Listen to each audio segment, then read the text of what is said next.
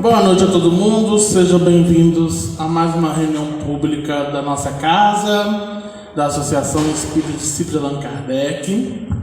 Hoje a proposta da palestra, o tema é sobre os 165 anos de O Livro dos Espíritos, que vai completar agora no dia 18 de abril, né? Robinson vai apresentar um pouco para a gente da importância dessa obra. Mas antes disso, nós vamos fazer uma página do livro Vinha de Luz, por Francisco Cândido Xavier, pelo Espírito Emmanuel. A lição é 159, Brilhar, que está no Evangelho de Mateus, no capítulo 5, versículo 16, que diz assim: Assim resplandeça a vossa luz diante dos homens, para que vejam as vossas boas obras e glorifiquem o vosso Pai que estás nos céus. Está em Jesus, né? Em Mateus, capítulo 5, versículo 16. E aí vamos às considerações de Emmanuel, que diz assim: Admitem muitos aprendizes que brilhar será adquirir destacada posição em serviço de inteligência no campo da fé. Realmente, excluir a cultura espiritual em seus diversos ângulos da posição luminosa a que todos devemos aspirar seria arrematada insensatez.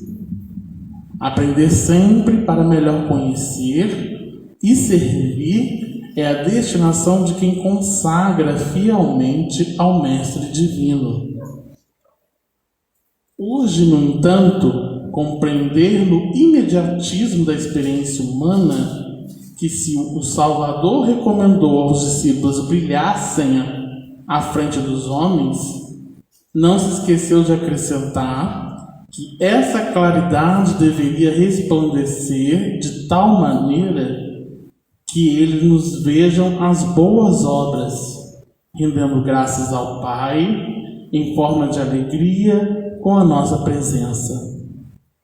Ninguém se iluda com os fogos fatos do intelectualismo artificioso. Ensinemos o caminho da redenção. Tracemos programas salvadores onde estivermos. Brilhe a luz do Evangelho em nossa boca ou em nossa frase escrita, mas permaneçamos convencidos de que, se esses clarões não descortinam as nossas boas obras, seremos invariavelmente recebidos no ouvido alheio e no alheio entendimento entre a expectação e a desconfiança, porque somente infundido o pensamento, verbo e ação no ensinamento do Cristo Jesus, haverá em torno de nós glorificação construtiva ao nosso Pai que estás nos céus. Então, Emmanuel ele nos traz um comentário, principalmente no campo nosso de prática, né? Ele diz que muitos de nós ainda confundem do brilha a vossa luz, né? E como nesse brilhar, para a gente caminhar no campo intelectual. Felipe, eu tenho que estudar muito para estar melhor, para estar no campo de progresso, então para estar com a luz da almejada, né? Espalhar essas luzes, né? Que todo mundo tem, que ele é própria. Só que ele diz aqui de que não é somente isso, né? Nós damos pouco valor à nossa construção íntima, né? O eu espírito, né? Eu, Felipe, falando, mas o eu espírito, Felipe, de experiências multimilenares, né? Que passou por várias existências, mas que hoje está aqui com um objetivo, e ele está aqui também para resgatar, para brilhar essa luz. E aqui ele fala, no terceiro parágrafo, ele coloca o seguinte, dá a dica: aprender sempre para melhor conhecer e servir é a destinação de quem consagra fielmente ao Mestre Divino. A gente sempre costuma dizer, quando a gente fala de Evangelho, quando a gente fala de Jesus, que o que Jesus mais queria, o que o Jesus mais alertava para todos nós, é de que a gente trouxesse a aproximação desses ensinamentos em nós. Nós não temos que adotar um campo religioso somente para servir os outros, ou então achando que a gente tem um compromisso com o outro, né? Apesar de a gente estar nessa casa aqui há muitos anos, todos aqui, né, tem alguma experiência particular com essa instituição querida, mas nós temos um compromisso primeiramente conosco, de transformação. Essa casa ela só é a ferramenta, o recurso. Nós precisamos dela para justamente trazer para nós subsídios, ensinamentos, reflexões para que a gente possa promover essa transformação. Brilhar a tua luz, né? Que essa luz ela resplandeça no coração de todos, né? E aí ele coloca aqui justamente o imediatismo. O imediatismo da experiência humana, muitas vezes como um obstáculo, né? A gente quer fazer, mas fazer para ontem, né? Eu quero ser melhor, mas eu quero ser melhor a partir de já. E esquece de que a gente está num processo de transformação, né? A Terra, para chegar à regeneração, está passando por um processo de transição. Não cabe a nós falar de estar na regeneração, apesar de que Bezerra cansa de falar. Né? Já cansa de falar de que já estamos na regeneração, instalados, mas para conseguir chegar lá precisamos fazer a nossa parte. E aí, para a gente encerrar, ele coloca o seguinte: olha, ensinemos o caminho da redenção, traçando programas salvadores onde estivermos. Brilha a luz do Evangelho em nossa boca ou em nossa frase escrita, mas permanecemos convencidos de que esses clarões não descortinam as boas obras. A caridade é um grande campo de serviço para a gente justamente dar prosseguimento a resplandecer essa luz diante de todos, e principalmente o nosso instrumento de melhoria. Quando a gente fala de luz, a gente além de falar de sabedoria, nós estamos falando justamente no campo de transformação. Né? Eu sempre falo em minhas palestras, e fica até repetitivo, mas eu acho muito interessante um depoimento de uma jovem que ela classifica a doutrina espírita para ela como o ato de você ligar a luz, e quando você liga a luz você vê o quanto seu quarto está bagunçado. E aí justamente o depoimento da menina justamente ela nos reflete de que estamos num quarto bagunçado diariamente e que temos que arrumar o nosso quarto. Se eu não ligar a luz, ou então deixar no escuro, eu não vou perceber o quão bagunçado está o nosso quarto. A gente precisa de uma arrumada, precisa de uma faxina. É isso que Emmanuel está nos dizendo. E isso não pode ser somente um campo do intelecto. Sentimento, pensamento, sentimento e ação. Então, vamos elevar nossos pensamentos, agradecer a Deus, nosso Pai, ao amigo Mestre Jesus, espiritualidade amiga que está sempre nos amparando, nos auxiliando nas atividades da nossa instituição. Mais uma vez agradecemos a oportunidade de reflexão diante do Teu Evangelho, diante da mensagem consoladora, para que a gente possa internalizar e colocar em prática diária, junto aos círculos a qual pertencemos. Mais uma vez pedimos amparo e proteção àqueles espíritos, espíritas ou aqueles amigos que estão necessitando de um amparo, seja por consolo, seja uma proteção no campo onde amigos estão passando por limitações, dificuldades, no campo da guerra, no campo do sofrimento, no campo da dor, e que possamos, através dessas vibrações, consolá-los para que a gente possa continuar rumo à nossa trajetória planejada. Que o Senhor nos abençoe, nos ilumine os propósitos dessa noite. Ampare o nosso irmão que veio preparado para justamente trazer o norte, a busca para nós da doutrina espírita, que está no Livro dos Espíritos, um livro tão importante para a divulgação da doutrina espírita. Que o Senhor possa nos abençoar, hoje, agora e sempre, que assim seja, graças a Deus. Então nós vamos passar a palavra para o Robinson, que ele vai falar sobre o Livro dos Espíritos.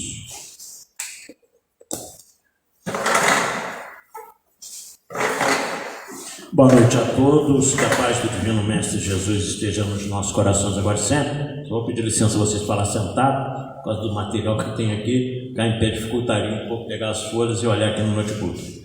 Na realidade é uma palestra hoje histórica, nós estamos aí há 5 dias de comemorar o lançamento do Livro dos Espíritos, que nós vamos ver nos slides mais para frente, aquele famoso 18 de abril de 1857. Então, esse ano nós estamos fazendo 165 anos de lançamento dessa obra. Mas antes da gente adentrar especificamente nela, fazer uma pequena viagem. Por que isso aconteceu?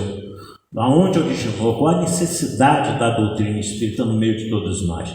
Para nós espíritas, nós conhecemos 3 grandes revelações à humanidade até a atualidade. A primeira delas é Moisés, há cerca de 1.600 anos antes do Cristo. Alguns historiadores dizem 1.500, outros 1.800, quem sabe ao certo. Mas Moisés foi a primeira grande revelação à humanidade, porque foi aquele que subiu no Monte Sinai, recebeu as pedras com os 10 mandamentos da lei de Deus, numa escrita direta, então um efeito mediúnico, e que são os 10 mandamentos que estão no livro de Êxodo, no capítulo 20, e que estão atuais até os dias de hoje. Nada da lei de Deus foi revogada. A lei de Moisés, sim, Jesus mudou em vários aspectos, mas a lei de Deus nada foi modificado. Mas por que Moisés era um dos grandes reveladores da humanidade? Ora, na questão 622 do Livro dos Espíritos, Kardec pergunta aos amigos espirituais: confiou Deus a certos homens a missão de revelarem a sua lei? E os espíritos respondem: indubitavelmente. Em todos os tempos houve homens que tiveram essa missão. São espíritos superiores que encarnam com o fim de fazer progredir a humanidade. Então, ao longo de toda a história da humanidade, nós tivemos espíritos que vieram com essa missão de nos fazer progredir o intelecto, mas sobretudo moralmente. E Moisés foi aquele grande, obviamente, antes dele. Nós tivemos Abraão, Isaac, Jacó, vários profetas, mas Moisés foi aquele que subiu no Monte Sinai e recebeu as tábuas com os 10 mandamentos da lei de Deus, né? Que a gente chama de tábua, na realidade eram pedras. E Moisés é aquele que nos dá notícia por escrito também da possibilidade da comunicabilidade com os espíritos, porque nós vamos encontrar no livro de Levítico, no capítulo 19, Deuteronômio, no capítulo 18, Moisés proibindo a conversa com os mortos. Ora, ninguém proíbe uma coisa que não é possível de acontecer, né? Senão Moisés seria doido, né? E ele não era. Era um grande profeta da humanidade. Então, se ele proibia o diálogo com os mortos, é porque era possível acontecer. Mas por que ele proibia? Proibia porque era muito abuso no diálogo que havia das pessoas com o mundo espiritual, aquelas consultas frívolas. Eu costumo comparar hoje em dia, quando se procura essas doninhas que tem por aí, esses hominhos que tem por aí, né, para saber se vai arrumar emprego, se vai arrumar namorado, se vai casar, se não vai casar. Então esse tipo de consulta era realizado aos médios, que naquela época se chamavam pitons ou pitonisas, de uma natureza muito frívola, essas questões. Então Moisés resolveu por bem proibir. Mas quando a coisa era séria, era possível acontecer. Eu tenho muitos amigos de outras religiões, e quando eles me questionam sobre o Levítico e o Deuteronômio, eu falo assim: mas você está esquecendo de ler o livro de Números? Por que você não cita o capítulo 11 do livro de Números, no capítulo 26 e 29? Quando Moisés, acampado no deserto, vieram dizer a ele: olha só, Eldade e Medade estão profetizando ali na tenda pelos espíritos. E aí era uma ordenança de Moisés, um secretário de Moisés, filho de Nun, que disse para Moisés assim: você quer que eu vá lá e proíba? Aí Moisés chamou a atenção dele, porque Moisés disse o seguinte: quem dera que todo mundo em Israel profetizasse com humildade, ou seja, quando a conversa com os espíritos era séria, Moisés consagrava. Isso está patente aqui no livro de Números. Vamos encontrar no livro de Samuel, no primeiro livro de Samuel, no capítulo 28, quando Saul, prevendo que ia perder a guerra dos filisteus, tem filme aí direto de Davi e Golias, né? Ali é a história mais ou menos da guerra dos filisteus com o rei Saul. E aconteceu que Saul, temendo perder a guerra, pede então ao seu ordenança que vá achar uma pitonisa que ele pudesse consultar a Samuel, que já havia desencarnado. E aí todo mundo temeu, porque foi o próprio Saul que deu a ordem que quem consultasse os pitões e pitonisas eram condenados à morte. E ele vai disfarçado então conversar com a pitonisa, e chega lá a pitonisa e fala assim: mas você é o rei Saul. Então você está querendo que eu chame Samuel para você me matar? E um diálogo mais ou menos por aí. Resumindo a história, ela convocou, Samuel veio do túmulo e disse a Saul que realmente era iminente que ele iria perder a guerra para os filisteus. Então a Bíblia está eivada de comunicações com o mundo espiritual. Bom, então depois de Moisés nós tivemos os profetas que vieram depois deles, profetas menores, profetas maiores na antiguidade. Nós tivemos, como nos fala Emmanuel no livro A Caminho da Luz, né, a preparação para a vinda do Messias, do próprio Cristo. Lá no livro A Caminho da Luz ele nos fala que a Grécia, pelo influxo do coração misericordioso de Jesus, ela se povoaria de vários artistas e pensadores eminentes naquela época. Tudo isso preparatório para a vinda de Jesus. Pitágoras, Xenófono, Tales, Demócritos. Depois ele trouxe a figura de Ésquilo, Eurípides, Heródoto, e finalmente a grande personalidade de Sócrates, com seus 3 discípulos, Antístenes, Xenofante e Platão. Sócrates, assim como Jesus, também não escreveu nada. Nós sabemos das falas, dos diálogos de Sócrates através desses discípulos, principalmente Platão. Platão foi o que mais escreveu sobre o que Sócrates havia nos dito. Então tudo isso era preparatório para a vinda de quem? Da segunda grande revelação à humanidade, que foi Jesus, há 2000 e poucos anos atrás. A doutrina espírita nos fala na questão 625 que Jesus foi o maior guia e modelo da humanidade. Então, ou seja, não teve outro espírito mais evoluído que o Cristo até os dias atuais. Ele foi o maior que já passou entre nós. Que veio trazer a sua mensagem de amor, nos mostrar um Deus de bondade, que entende as nossas misérias humanas, diferente do Deus do Antigo Testamento. O Deus de Moisés era um Deus cioso, um Deus rancoroso, que condenava os seus filhos ao inferno sem possibilidade de remissão. E Jesus não veio nos mostrar a figura desse Deus que entende as nossas misérias humanas, um Deus de fraternidade, de amor, de bondade. E aí veio Jesus, então, há 2000 e poucos anos atrás. Não precisa dizer o que foi que nós fizemos com ele, né, o que aconteceu com ele, mas ele já nos havia prometido em João, capítulo 14, versículo 15 a 17 e 26. Se me amais, guardai os meus mandamentos, eu pedirei ao Pai, ele vos enviará outro Consolador, o Espírito da verdade, que o mundo não conhece, por isso não pode receber, mas vós o conhecereis, e ele ficará convosco, e vos relembrará as coisas que eu agora vos tenho dito, e vos fará nova revelação. O Paracleto, o Espírito Consolador, que meu Pai enviará em meu nome, ficará convosco por todos os anos dos anos. Ora, então nós entendemos que a promessa de Jesus não poderia ser uma entidade, não poderia ser uma pessoa personificada em alguém, porque não teria como ficar conosco. Então o entendimento que se tem de que esse Paracleto, esse Consolador prometido por Jesus, que não é ele, porque ele mesmo disse: eu pedirei ao Pai, o Pai mandará outro, senão ele diria: eu voltarei. Porque há algumas seitas que andam por aí que dizem que o Cristo, a segunda vinda do Cristo é o Paracleto. É de novo a promessa do Consolador, mas ele deixa bem claro que não é ele, bem claro no seu Evangelho. E aí ele já prometia então que viria um outro para fazer o quê? Relembrar as coisas que ele havia nos dito. Mas por que nós precisávamos relembrar aquilo que ele havia nos dito? Porque com certeza, com o passar dos anos, os tempos, se perderia, se modificaria, haveria enxertos na sua fala, como de fato aconteceu. Muitas religiões que foram criadas depois de Jesus, muitas seitas que apareceram, subverteram muito os seus ensinos de acordo com a intenção deles. Então era necessário que isso fosse relembrado na pureza doutrinária na qual ele havia nos ensinado. Bom, e assim nós vemos o quê? Nós vemos que a preparação disso também coube a vários personagens para que essa terceira revelação pudesse aparecer. Mas então nasceria no dia 3 de outubro de 1804, né? Peraí, voltando aqui. no dia 3 de outubro, conforme está no slide ali, né? Em 1804, em Lyon, na França, a Rua Sala 76, Hippolyte Denizar Ribail, que é o nome de batismo de Allan Kardec. Estudou com Pestalozzi no Instituto de Verdun, na Suíça, grande pedagogo, e ele se destacou desde cedo nos ensinos, nos estudos lá no Instituto de Pestalozzi, a tal ponto que quando Pestalozzi saía difundindo os seus conceitos pedagógicos por toda a Europa, quem o substituía era o jovem Hippolyte, que tinha apenas 18 anos. Então ele passava a assumir o educandário de Verdun, coordenando todos os estudos, enquanto o mestre Pestalozzi viajava. A família dele, o pai dele era um magistrado, um juiz, Jean-Baptiste Antony Ribail, a mãe, Jeanne Louise Doramel, a dona de casa, e disse que ele havia, isso é pesquisa de Canuto de Abreu, que ele havia tido 2 irmãos, Heloísa, que viveu apenas 2 anos, e José, que viveu apenas 6 anos. Nós sabemos que no século XIX, 1800, no século XVIII, 1700, as pessoas desencarnavam por qualquer doencinha, né? Por qualquer motivo.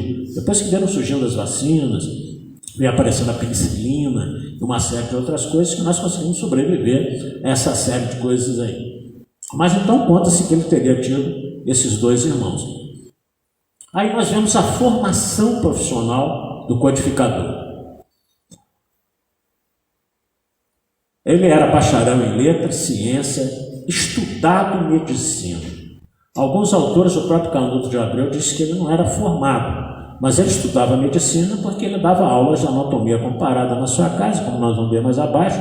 Falava fluentemente 5 idiomas, além do próprio francês. Falava alemão, inglês, italiano, espanhol, e podia se expressar também em holandês.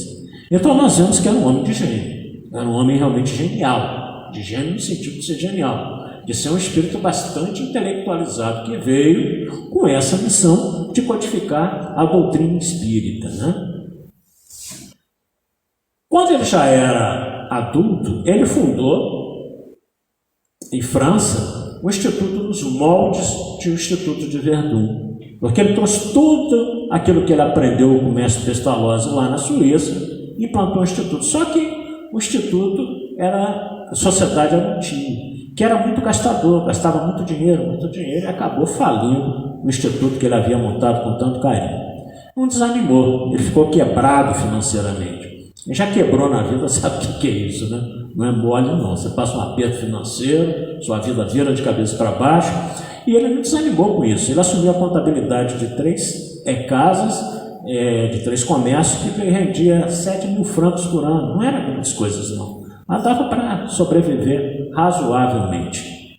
Em Paris, no mundo do ensino, ele conheceu aquela que viria a ser a sua esposa, Mélie Gabrielle Baudet de Lacombe de Baudet. Ela era chamada popularmente de Gabi para os mais íntimos. Casou-se em 1832, dia 6 de fevereiro. Ela era 9 anos mais velha que ele, mas aparentava ser 10 anos mais jovem. Pelo amor de Deus, naquela foto ali não tem como ver isso, né? Era a única foto que a gente acha na internet. Ela era bem feinha, ele também, né? A verdade é essa, né?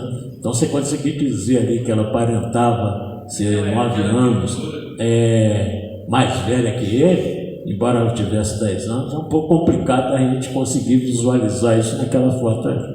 À noite ele escrevia gramáticas, olha como ele era um homem extremamente inteligente. À noite ele escrevia gramáticas, aritméticas, estudos pedagógicos superiores, traduziu várias obras, né, por inglês.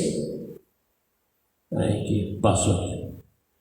Traduziu várias obras, né, por inglês, para alemão, organizou em sua casa, na Rua Severa, cursos gratuitos para a juventude que não tinha como pagar. Olha como ele era genial, ele dava aula de química, física, astronomia, anatomia comparada. Por isso ele tinha conhecimentos médicos. Ninguém consegue, né, Rogério?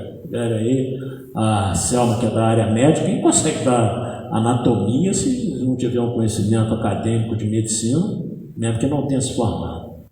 Bom, foi no ano de 1854, um amigo dele, o senhor Rivail, chamou ele, né, o senhor Fortier chamou ele, o magnetizador, para que ele participasse da reunião das chamadas mesas girantes, que convulsionava a Europa. As mesas levantavam, respondiam as questões, e como ele era um homem de ciência, Um homem que só aquela história, só acredita no que a ciência pode comprovar. Ele duvidou, né? Ele duvidou. Ele disse: pô, se você me provar, Fortier, que a mesa ela tem cérebro para pensar, nervos para sentir, pode se tornar sonâmbula, eu não verei nisso mais do que uma fábula apenas para provocar o sono, né? Um conto da carochinha. Então ele a princípio não acreditou que isso realmente pudesse acontecer, que fossem forças extraterrenas, né? Que não eram materiais, que podiam impulsionar esses móveis e responder questões. É natural que ele não acreditasse logo de cara.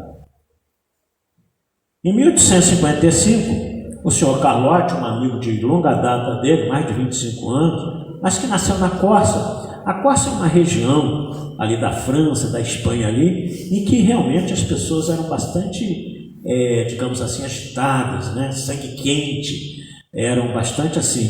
E fez o convite também para ele não aceitou, e o seu Carlotti, irritado, disse para ele o seguinte, né? Um dia, apontando o dedo para ele: um dia você vai ser um dos nossos, você vai ver. Dizem que praga não pega, né? Mas tem praga que pega assim. Aconteceu que no mês de maio, logo depois, numa terça-feira, às 20 horas, na casa da senhora Panemazon, na rua Granger Baltelier 18, junto com o senhor Patirier, ele viu pela primeira vez os fenômenos. Aí ele ficou encantado. Ele falou: peraí, há algo aqui realmente de muito especial. Como ele diz embaixo, entrevi naqueles fenômenos alguma coisa de muito sério, como que a revelação de uma nova lei que a mim me prometi aprofundar. Bom, aí ele se interessou. Opa, peraí, aqui realmente tem uma coisinha aí que é bastante diferente de tudo.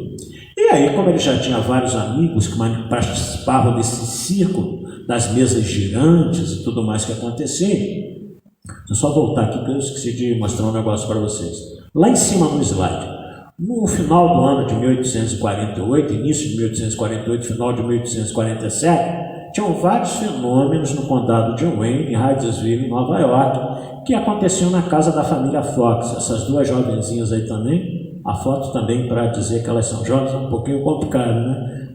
O povo era bem feio naquela época, né? Hoje nós somos bem mais bonitinhos, não é verdade? Então a pequena Margaret Kate Fox presenciava esses fenômenos, batidas, pancadas e tudo mais. O pai saía com a espingarda em volta da casa para ver, dava tiro, não tinha nada, os fenômenos começavam, continuavam, até que descobriram mais tarde, em função da pequena, da Kate, que ela conversou, perguntou a ele: você é uma pessoa, uma entidade, alguma coisa assim? Dá uma batida. O espírito deu uma batida.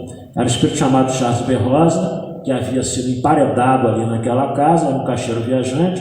O dono do local ficou com a mercadoria dele e matou ele. Então o espírito dele ainda estava preso naquela casa ali até aquele momento, né? E aí as pequenas sofreram muito com isso, porque elas eram protestantes e a igreja pediu que não acontecesse mais aquilo, foram expulsos, tiveram que mudar de lá. Não é o tema para a gente se aprofundar na noite de hoje, mas as duas sofreram muito e não negaram que de fato era um espírito que ali se manifestava. Bom, então, por insistência dos senhores Carlotti, aquele amigo dele, Corso, René Taidanlevete, Deman Manté, Sardou Pai Filho, Didier, o editor, ele recebeu cerca de 50 cadernos de apontamentos com anotações de 5 anos de observação dos fenômenos em várias comunicações em diversos locais. Vocês imaginam você pegar 50 cadernos de apontamentos, anotações, pergunta, formatar aquilo, dar ordem, organizar por assunto, separar. Então é por isso que ele é chamado codificador, porque ele teve esse trabalho excelso, fantástico de formatar tudo isso.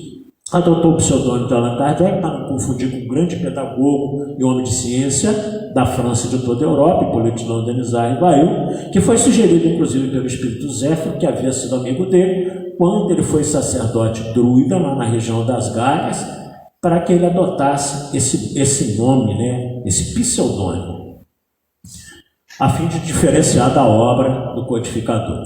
Passou a frequentar então reuniões semanais na casa da família Baldan. Olha como as jovens, né, naquela época se destacaram na formatação da doutrina espírita. Carolino tinha 16, Júlio 14 anos. Jafé tinha 15 anos, irmã Stufo também nessa faixa. Então eram todas jovens que participavam no primeiro momento da codificação da doutrina, porque era através delas que ele submetia aquilo que ele tinha dúvida, fazia novas perguntas, vinham as respostas, ele organizava e usava o método de experimentação. Observar, comparar, julgar, nunca com teorias preconcebidas. Ele não ia para uma reunião já com teorias preconcebidas, já dizendo o que ele ia achar, o que ele ia... Não, ele deixava que as coisas fluíssem normalmente. Durante a reunião, ele ia formulando seus questionamentos. E se fosse preciso, remontava a origem e não dava por verdadeiro antes de ser comprovado. Então ele viu naqueles fenômenos a chave, né, do passado e do futuro, que ele tanto esperava, né, que acontecesse um dia. Uma das primeiras conclusões foi que os espíritos são almas desencarnadas e não sabiam mais do que a média da humanidade. Isso aqui é fantástico. Em João capítulo 14, capítulo 4, João nos adverte: não creais em todos os espíritos, verificais se os espíritos são de Deus. Então João está dizendo que tem espírito que não é de Deus? Não, João está dizendo que tem espíritos que não têm conhecimento divino, que tem espíritos que respondem aquilo que você perguntar, mesmo que ele não saiba. Principalmente brincalhões, zombeteiros, espíritos que gostam de causar discórdia, são maledicentes mesmo por natureza. Essa é a advertência que João nos fazia. E Kardec concluiu desde cedo que não é pelo fato de ser espírito que ele sabe tudo, não. Aliás, não precisamos parar com isso, né? Muitas pessoas têm essa mania assim: o espírito falou, eu tenho que seguir. Peraí, o que o espírito falou? E quando a gente fala de espírito, a gente fala de pessoas encarnadas também. Eu assisti uma palestra do Raul Teixeira há tantos atrás, que o Raul falava sobre isso. As pessoas estão parando de estudar a doutrina espírita, ou estudam muito pouco, e aí ficam assim: o Divaldo falou, o Raul falou, eles estão inclusive ele como exemplo, o Haroldo falou. Peraí, mas será que o que eles falaram realmente é o mais correto? Porque muitas vezes o orador ele coloca a sua observação daquele fato e nem sempre é o mais correto. E o Raul falou assim: a gente mesmo se engana.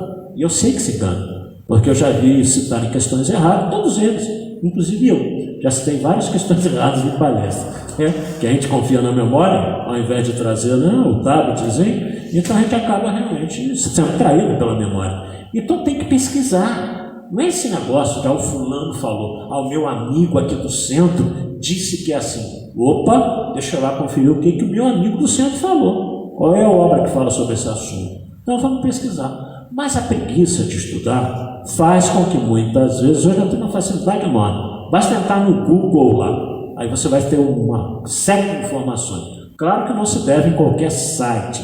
Eu mesmo sempre costumo aconselhar o tal do Wikipédia, pelo amor de Deus, né? Cuidado, porque o Wikipédia é um site livre. Então você coloca o que você quer lá e fica muitas vezes sendo como verdade. Então a gente tem que ter muito cuidado com isso, né? Investigar se aquilo realmente é verdadeiro. Passou então João, como eu disse para vocês, no capítulo 4, né? Não creais em todos os espíritos. Em 25 de março de 1856, na casa dos Baldão, o Espírito da Verdade se manifesta a primeira vez, dizendo a ele, né, que ele era o superintendente de uma pleiade de espíritos para revisar todo o trabalho até então. Mais tarde, o Espírito Zéfiro fala da amizade dos dois. Em 1856, também no dia 30 de abril, na casa de Rustan, através daquela média Jafé que eu falei para vocês, ele teve a primeira revelação da sua missão, confirmada depois por Aline Carlotti. Qual era a preocupação dele? O último parágrafo ali. Mas se eu fracassar? Que muitos de nós, quando recebemos uma missão, uma tarefa, é natural que passe pela nossa cabeça a preocupação. Será que eu vou dar conta? Será que realmente eu vou conseguir levar essa tarefa até o fim? Aí a preocupação dele: mas se eu fracassar? Resposta do Espírito da Verdade.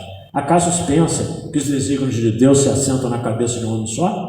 Outro te virá substituir, porque o trabalho tem que ser concluído, mas não lhe faltará assistência. Estaremos contigo até o final. Sempre que nos chamar, iremos em teu socorro. Então, ou seja, os Espíritos sempre estão nos assessorando. Mas a gente fica assim: eu sou fundamental, né? Se eu faltar aqui na DAC, nada anda, besteira. Você será substituído por outro, como diz aqui o Espírito da Verdade a ele. Talvez desempenhe um papel até melhor do que você. Então, nós precisamos ter essa certeza de que nós somos necessários em muitas das ocasiões. mas nós não somos imprescindíveis. Não é por aí que a coisa funciona, não.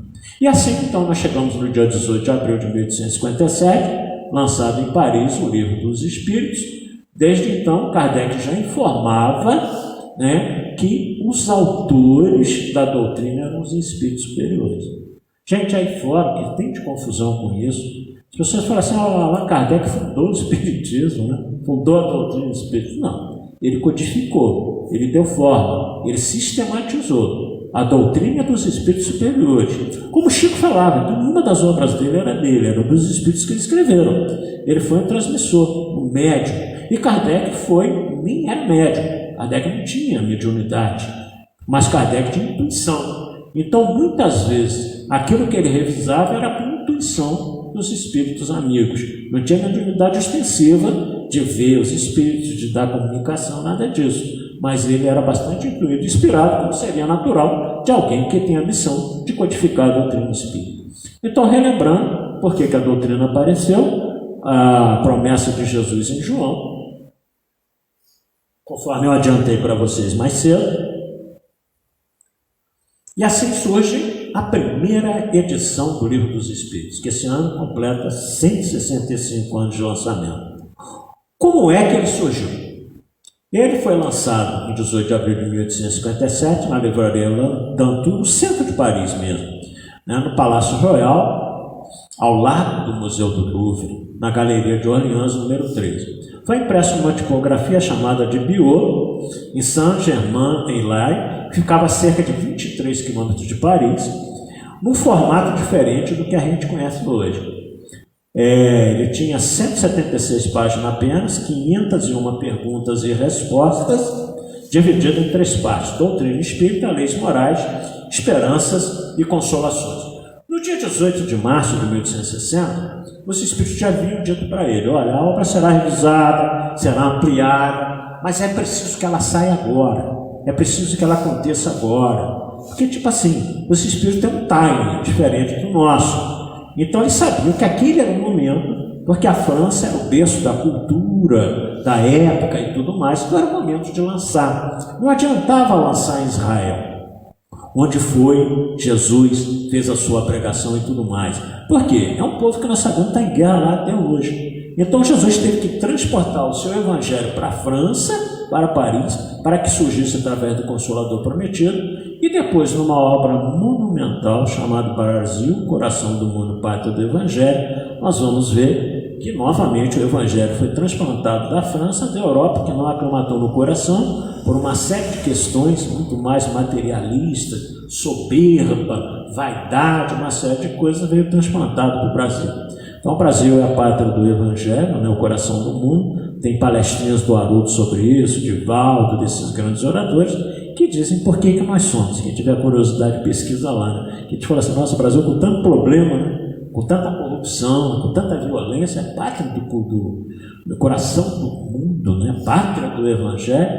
Mas resumindo, não é o assunto da noite de hoje, mas o Haroldo deixa bem claro uma das suas falas isso, porque o Brasil é um grande hospital, em que os espíritos estão aqui sendo reformados. Por isso ela é a pátria do Evangelho. Né?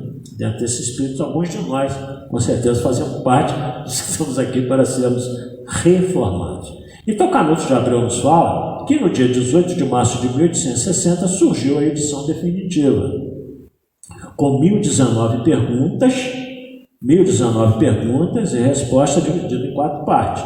Primeira, das causas primárias; segundo, do mundo espírita ou dos espíritos; terceiro, das leis morais; quarto, das esperanças e consolações. Dados históricos: a primeira tradução do Livro dos Espíritos no Brasil foi feita por um cidadão chamado Joaquim Carlos Travassos, tá? Ela ocorreu em 1875, foi a primeira tradução, a doutrina foi lançada em 1857, então a primeira tradução para o português foi em 1875 por ele.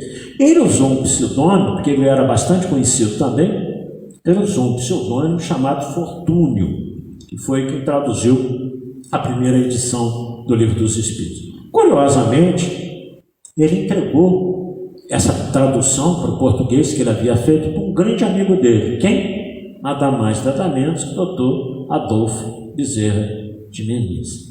O Dr. Bezerra de Menezes se empolgou tanto com a leitura do Livro dos Espíritos que ele passou, lendo o Livro dos Espíritos, o bonde, que era bonde movido a animal, né? Ele passou do ponto da onde ele tinha que ficar, passou algumas vezes da residência dele, ia parar em lugar distante, depois ele voltava, porque ele ficava tão empolgado lendo a obra dentro do bonde, que ele se esquecia de sinalizar para ele descer, ou perto do trabalho dele, ou perto da residência dele, então ele andava para lá e para cá.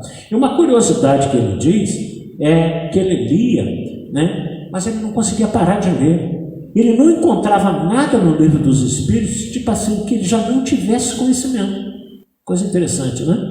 Então ele já tinha conhecimento do mundo espiritual, alguma coisa assim, do Consolador que viria através dessa obra. E ele disse que aquilo tudo era familiar a ele, mas que era tão gostoso, tão profundo, que ele não conseguia parar de ler. Então ele leu o Livro dos Espíritos muito rápido, né? Assim, foi lançada então a primeira tradução. Depois vieram outras, né? O Livro dos Espíritos foi traduzido a partir da 20ª edição francesa. Então nós tivemos, para ter uma ideia, 19 outras edições na França, mas só a partir da 20ª edição é que o Livro dos Espíritos foi traduzido para o português. Avançando aqui um pouco mais.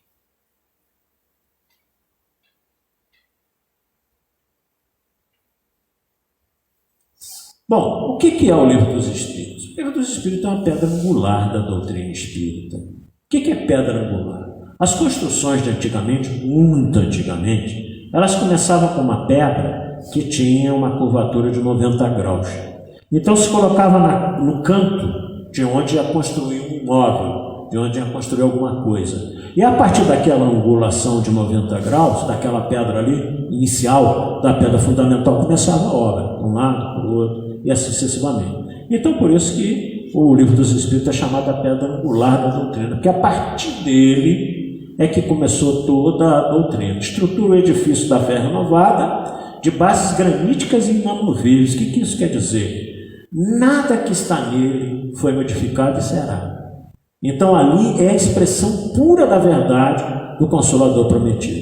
O Livro dos Espíritos ele traz os 3 aspectos: ciência, filosofia e religião.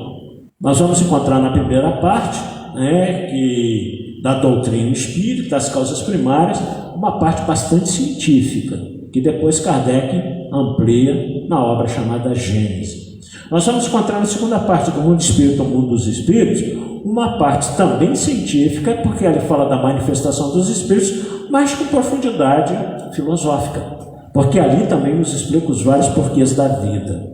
Na terceira parte do Livro dos Espíritos, das leis morais, são os 12 capítulos lá, das mais variadas leis, lei de liberdade, de destruição, de conservação, de justiça, de amor, de caridade, uma série de leis lá, as leis naturais, que nós vamos encontrar as leis morais, ou seja, a parte religiosa da doutrina.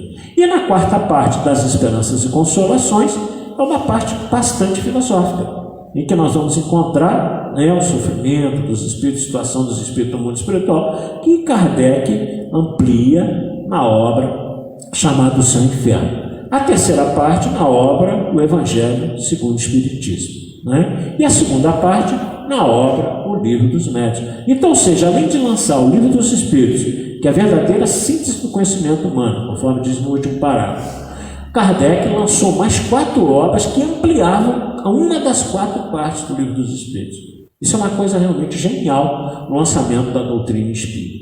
Merece por isso mesmo ser lido, refletido capa a capa por palavra. Bom, depois do Livro dos Espíritos, só para a gente não deixar de falar aqui, as outras obras do codificador, no dia 15 de janeiro de 1861, ele lança o Livro dos Médiuns, que é o maior tratado de mediunidade da história da humanidade que se tem notícia até os dias atuais. Nós temos obras muito boas na área da mediunidade, de Hermínio Corrêa de Miranda, Manuel Filomeno de Miranda, tantos outros. Mas o Livro dos Médiuns, para quem quer conhecer mediunidade, tem que estudar primeiramente o Livro dos Médiuns. A gente fala isso porque a gente tem uma experiência já de alguns anos de estrada aí, e a gente vê algumas coisas muito esquisitas, em algumas casas espíritas. Porque algumas casas adotam para estudos, algumas literaturas, e a gente fica assim, mas não é possível, meu Deus do céu, será que já esgotou as obras da codificação? Ah, não, porque lá na casa nós estamos implantando, no dia das palestras, as palestras do espírito tal pelo médium tal, com todo o respeito ao espírito tal e ao médium tal. Eu não vou citar aqui não. Mas eu fico sempre imaginando assim, as 5 obras da codificação já foram esgotadas, que não precisa mais ser temário daquela casa, porque é natural para o morador espírita que a gente acrescente falas de André Luiz, falas de Emmanuel, Manuel Filomeno de Miranda, Ivone do Amaral Pereira, poderia ficar a noite inteira aqui citando espíritos insuspeitos que deram comunicação através de médios também suspeitos, sem problema algum. Mas estudos que não têm, por princípio, as obras da codificação, fica meio difícil de entender. Então, o livro dos médios, a gente não esgota ele, estudando para a gente aprender mediunidade. Então, o livro você estudar 1, 2, 3, 4, 10 vezes durante toda a sua existência, e você cada vez irá se surpreender. A maioria de vocês aqui sabe que durante 25 anos ininterruptos nessa casa, eu coordenei o estudo sistematizado da doutrina. 25 anos. Né? E aconteceu um fato muito interessante, porque cada ano que eu recomeçava o estudo, as pessoas que estudavam aqui soltavam assim, umas ideias, né? Que ficou assim engraçado, né? Já fiz várias palestras sobre esse tema, nunca havia pensado desse jeito. Né? Então o estudo em grupo ele tem essa característica, daquela explosão de ideias que a gente aproveita no contexto geral do estudo. É diferente de você estudar sozinho. Porque se você estudar sozinho, eu estudo sozinho em casa, beleza. Você pode tirar uma conclusão pessoal que seja sua, que não corresponda à verdade, que não seja a mais correta, digamos assim. Então o perigo é esse. Agora, quando você está no estado de um estudo em grupo, que um sabe um pouco, o outro sabe um pouco mais, isso vai se trocando as ideias e todo mundo acaba saindo com a ideia correta daquele assunto. Então o livro dos médios é dividido em 2 partes, tem 32 capítulos, né? Perdão, na primeira parte nós temos do capítulo 1 ao 4 e na segunda parte do capítulo 1 ao capítulo 32. Depois ele lançou em 15 de abril de 1864, aliás, sexta-feira agora comemora aniversário também, né? Do Evangelho segundo o Espiritismo. Explicação das máximas morais do Cristo. 27 capítulos. E o 28º uma coletânea de preces espíritas para quem tem dificuldade de rezar, de orar. Em 1º de agosto de 1865, ele lançou o Céu e o Inferno, dividido em 2 partes. A primeira parte, doutrina, e a segunda parte, exemplos. Então, na segunda parte do Livro dos Espíritos, para quem quer conhecer, gente, como é que vai ser mais ou menos a situação nossa do lado de lá, que tem de tudo da categoria lá, espíritos felizes, condições medianas, sofredores, suicidas, arrependidos, endurecidos, né, das expiações terrestres. Então, todas as naturezas nós vamos conhecer nessa segunda parte do livro Céu e Inferno, que é o livro da própria Federação Espírita Brasileira. Ela nos fala em função do número de livros vendidos, que é o livro menos vendido. Se ele é o livro menos vendido, naturalmente ele é o livro menos lido também, é natural, né? É o livro menos lido. E até muitos espíritas mesmo, se você perguntar, nunca leu o livro O Céu e o Inferno inteirinho, e ele é belíssimo. A primeira parte nos fala do porvir do nada, do medo que as pessoas têm da morte, do chamado céu e inferno purgatório, das penas futuras, que é anjo, que é demônio, conceito da religião, né, da religião católica, e o nosso conceito espírita, quem tiver curiosidade. E finalmente, no dia 6 de janeiro de 1868, a Gênese, que é aquela parte científica que eu falei para vocês, a primeira parte da doutrina espírita, que é dividida, né, a Gênese, capítulo 1 ao capítulo 7, os milagres, caracteres dos milagres, milagres do Evangelho, os fluidos, do capítulo 13 ao 15, e as predições no final, que são as teorias da presciência, predições do Evangelho, são chegados os tempos. Literatura muito edificante para todos nós. Palavras de Kardec, quando chegou em casa, no dia do lançamento do Livro dos Espíritos, na livraria, no Palácio Royal, né, na livraria de Antônio. Ele e a esposa lá, no recôndito do seu lar, já prestes a dormir, e ele comenta. Mais de 100 exemplares do Livro do Espírito já foram neste primeiro dia. doados ou vendidos. Foram 1000 exemplares que vieram de carroça. No primeiro dia, 100 exemplares. Uma doutrina totalmente desconhecida. 100 exemplares. Cada volume será um grão de vida nova lançado ao coração de homem velho. Se algumas sementes caírem em coração maduros, haverá por certo gloriosas ressurreições. Ressurreição no sentido de renovação da fé cristã através da verdade do Evangelho de Jesus. Foram 1.200 sementes da verdade serão lançadas no terreno da opinião. 1.200 exemplares, livro dos Espíritos. Primeiro, sementes da verdade serão lançadas no terreno da opinião. Se só uma frondejar, nosso esforço não foi em vão. Que homem fantástico. O que ele quis dizer? Se 1.200 exemplares do livro dos Espíritos, se um só modificar uma única pessoa, já terá valido a pena todo esse trabalho. E nós somos exemplos vivos que estamos aqui na noite de hoje, e em todas as casas espíritas que existem no Brasil e no mundo, somos exemplos vivos de como essa semente realmente frondejou, como ela realmente brotou no coração de milhões de pessoas do mundo afora. Não só os espíritas, não, porque hoje nós temos muitas pessoas das outras religiões que comungam com os nossos pensamentos espíritas, mesmo não sendo espírita, não é? Nós temos muitos aí que comungam muitas religiões, principalmente os orientes, as religiões mais antigas, brahmanismo, budismo, esoterismo, são religiões milenares e que comungam com a reencarnação, a imortalidade da alma, com algumas variantes, conforme nós sabemos, mas que combinam com isso.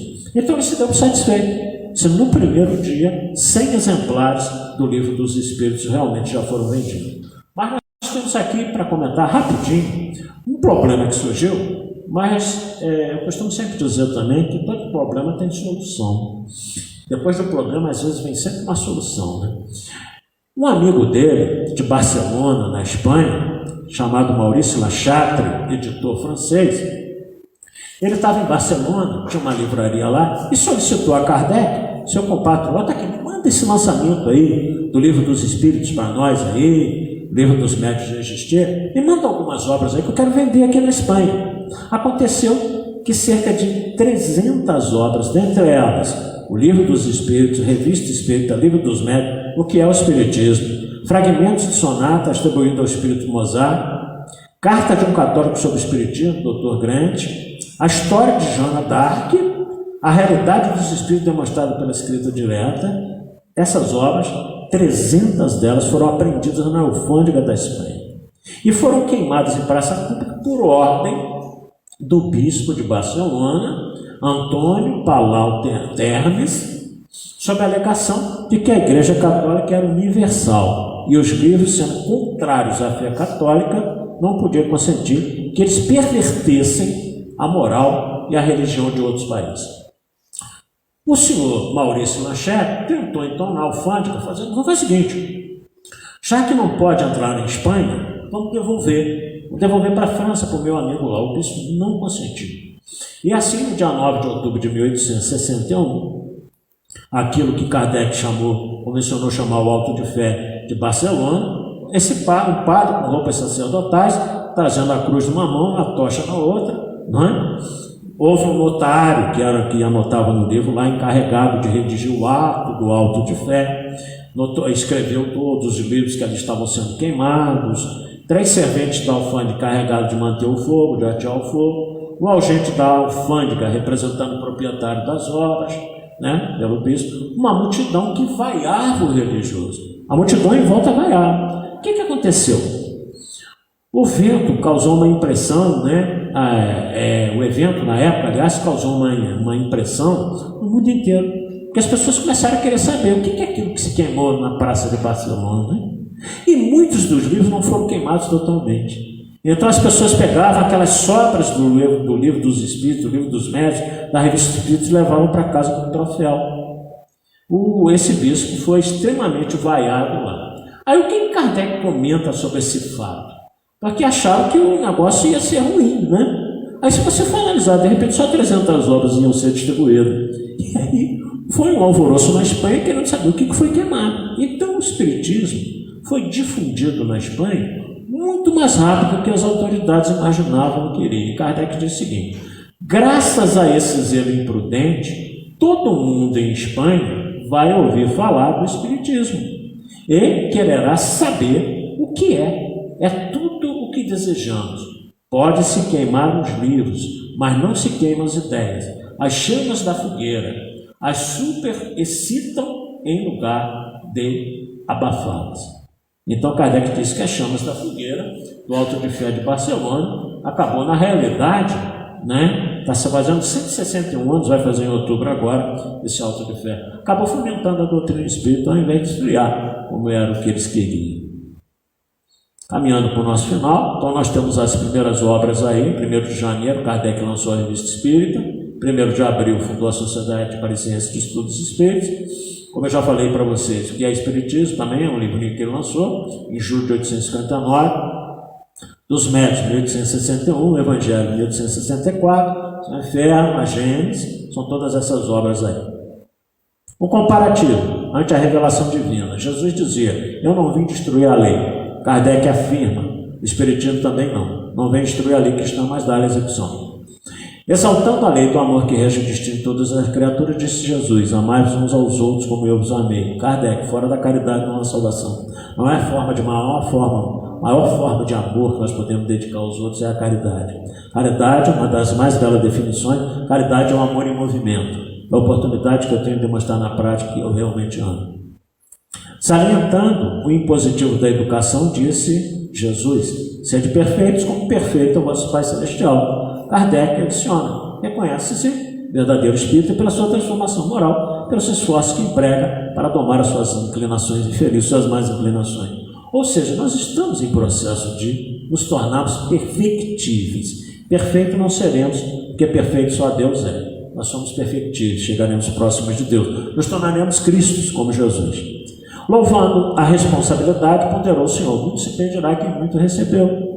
Kardec conclui, aos espíritos muito será pedido, porque muito tem sido dado. Isso não há que não sabia que não está, não, né? Puxa, que responsabilidade que eu estou recebendo muito, então muito tem que ser cobrado. Que bom, porque também o que eu estou aprendendo, o que eu estou conseguindo modificar a minha vida, todos nós, isso será, sem dúvida alguma, muito a favor das nossas próximas existências, até no mundo espiritual. Exaltando a filosofia da evolução, através das existências numerosas, esclarece um instrutor sublime. Ninguém poderá ver o reino de Deus se não nascer de novo. Kardec. Nascer, viver, morrer, renascer ainda e progredir sempre, tal é a lei. Isso aí está incrustado no tempo, no túmulo dele. Consagrando elevada missão, avisa o mestre, conhecereis a verdade, ela vos libertará, vos fará livres. Está em João capítulo 8, versículo 32. Kardec, fé inabalável, só aquela que pode encarar a razão face a face em todas as épocas da humanidade. E finalmente Kardec então desencarna no dia 31 de março de 1869, aos 64 anos, 65 incompleto, que como ele desencarnou em março, ele nasceu em outubro, nesse ano ele ia completar 65, então não deu tempo, Quando se preparava para mudar para uma casa maior na Avenida Seguro, sofreu um aneurisma, uma ruptura de um aneurisma cerebral, caiu morto na sala, foi um derrame fulminante. Seu corpo está enterrado no cemitério Père Lachaise, em Paris. À época, seus amigos reuniram anotações, textos inéditos e lançaram um livro em 1890. Ele desencarnou em 1869. Em 1890 lançaram o título Obras Póstumas, que já depois do desencarne dele, com vários apontamentos, alguns inéditos, outros não, outros que constavam até do que é o Espiritismo, mas Obras Póstumas tem vários apontamentos inéditos, não deu tempo dele publicar, estimado por esse aneurisma, que encurtou a sua existência, digamos assim. Mas um homem que trabalhou grandemente pela doutrina espírita, nos trouxe essa maravilha, que daqui a 5 dias nós estaremos comemorando 165 anos do lançamento, esse livro que é a base da doutrina espírita, para tudo. A gente costuma dizer, muitas vezes, quando a pessoa não é espírita, e a gente que é espírita quer dar um livro de presente, a gente dá o Nosso Lar de André Luiz, lindo romance, uma coisa verdadeira para nós espíritas, para as pessoas que não são, podem achar assim, nossa, que romance legal, né? Pode achar que é apenas um romance. Então o livro que a gente deve presentear as pessoas que não são espíritas, que não conhecem o espiritismo, é o livro dos espíritos, porque ele é a base da doutrina espírita, ele é aquele que nos esclarece. E eu posso confessar para vocês, a minha distância para Bezerra de Menezes é enorme, Mas a primeira vez que eu peguei o livro dos Espíritos, não consegui dormir também, não. Eu virei aquela noite inteira, aquela madrugada lendo, né? Porque cada pergunta que eu li ali, eu ficava maravilhado com a resposta.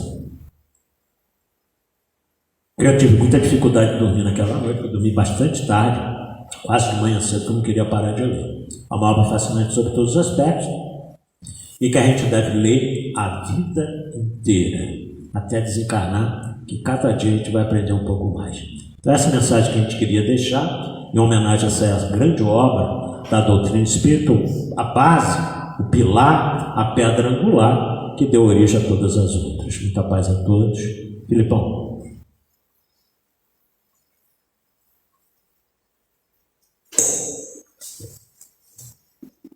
Então nós agradecemos ao Robinson, né, pela aula de história que foi dada, né? Nossa gratidão a Kardec, a codificação que foi, são 165 anos, uma data bem simbólica, né? E domingo nós vamos continuar a falar sobre o tema, mas dessa vez com o Davidson, tá? O Davidson vai estar aqui no domingo para conversar sobre a temática. Na próxima quarta-feira é a Thaís que vai estar aqui para falar de uma outra obra, que é O que é o Espiritismo.